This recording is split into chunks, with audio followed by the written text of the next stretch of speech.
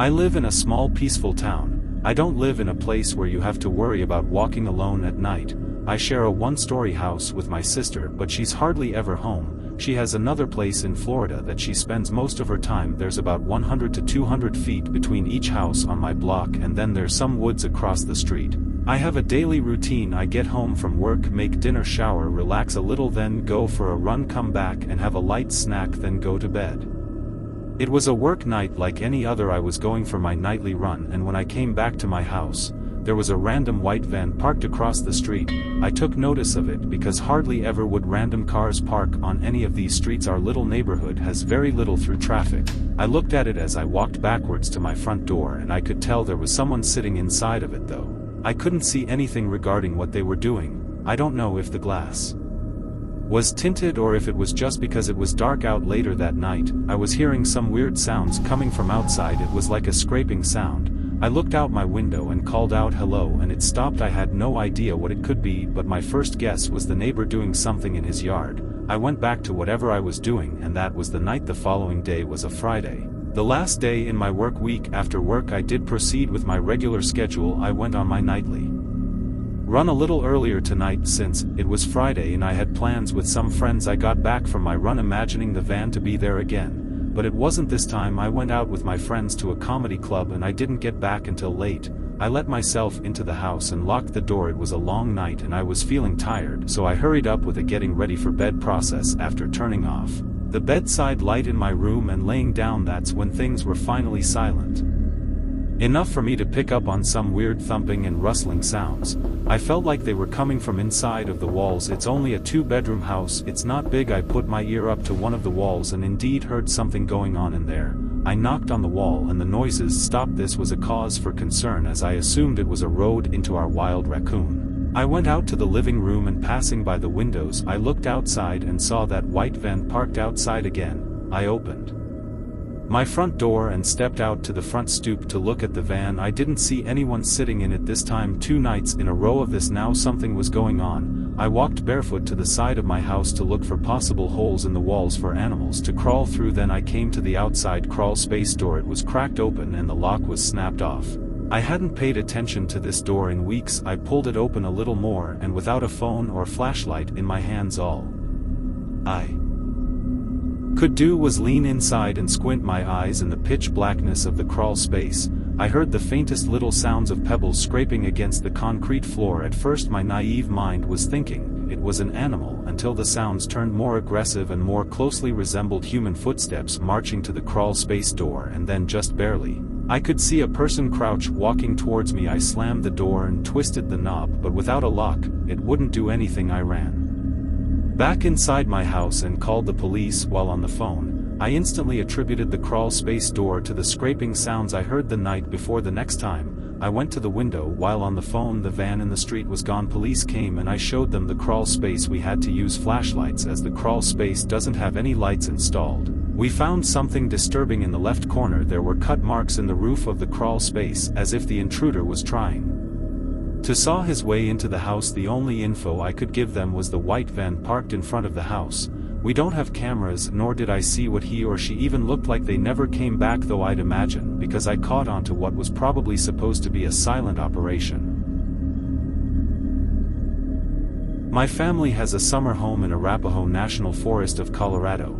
It's a 7-hour drive from my home. I don't often go with my parents or siblings. If ever, I go alone for the purpose of hunting and detoxing. I've probably been up there a total of 40 times in my life. The last time I went was a few months ago, but I don't really like going alone anymore. Here's why. It was 2017. I just pulled my truck up the old dirt road onto the grass of the property.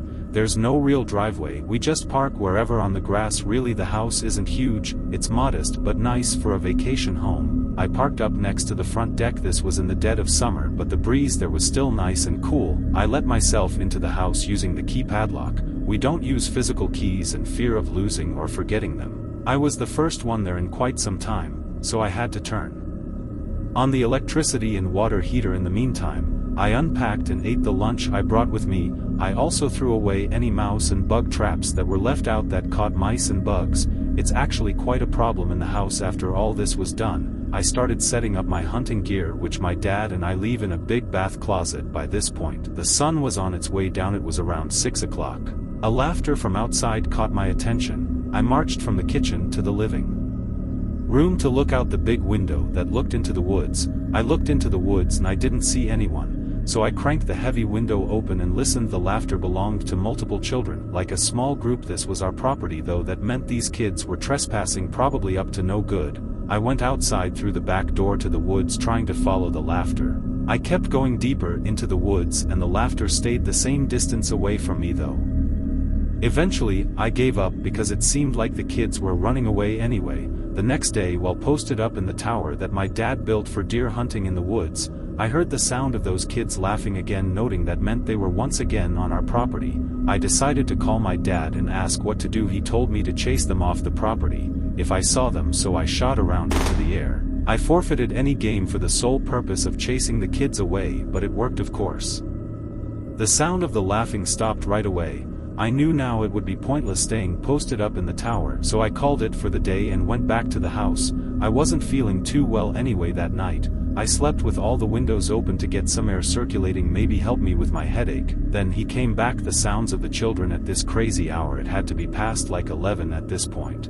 I climbed up the bed to look out the window. Of course it was too dark out there. I had enough now though. I grabbed my Winchester from the closet and a flashlight as well. I didn't have intentions of shooting kids, just scare them off with a round or two. That I went out the back door towards the woods again, where the laughter was coming from. The laughter was louder than any other time before now, like it seemed like they were 20 meters away at most. That I yelled in a strong commanding voice to get off my land. I scanned the woods with my flashlight. That it wasn't a very powerful one though. Then every muscle in my body basically went limp when the volume of the laughter went from 30 to 100 in a matter of half a second. Then something landed on the ground next to me. It was an old-looking speaker. The sounds of kids laughing was blasting through it. I picked it up and threw it back in the woods. I named the light back in the woods at one point. That I'm still not sure of it though, but I thought I saw a person standing at the edge of my light. I aimed my Winchester into the air and fired. Then yelled a threat like, "Come any closer, the next round goes through your skull." I then ran back inside the back door and locked it. I closed every curtain. I considered calling the sheriff's department, but all the way up here any police call would take at least half an hour to an hour. I was better off fleeing altogether. As I packed my bag, I heard a smudge on the living room window.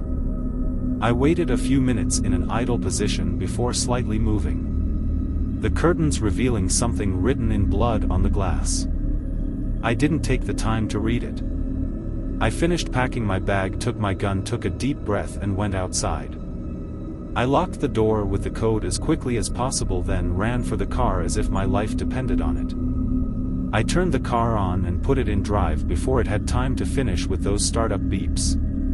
I spoke with my dad on the way home. He told me I was right to leave. Anything in the house wasn't worth my life.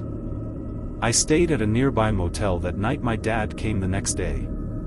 I met him at the house. Whatever was written on that window and blood was wiped completely off. The house wasn't broken into and we couldn't find the speaker type thing that was thrown at me. We stayed a couple nights then went home. I don't know who was out there or why they were targeting me. I really hope that blood was animal blood though.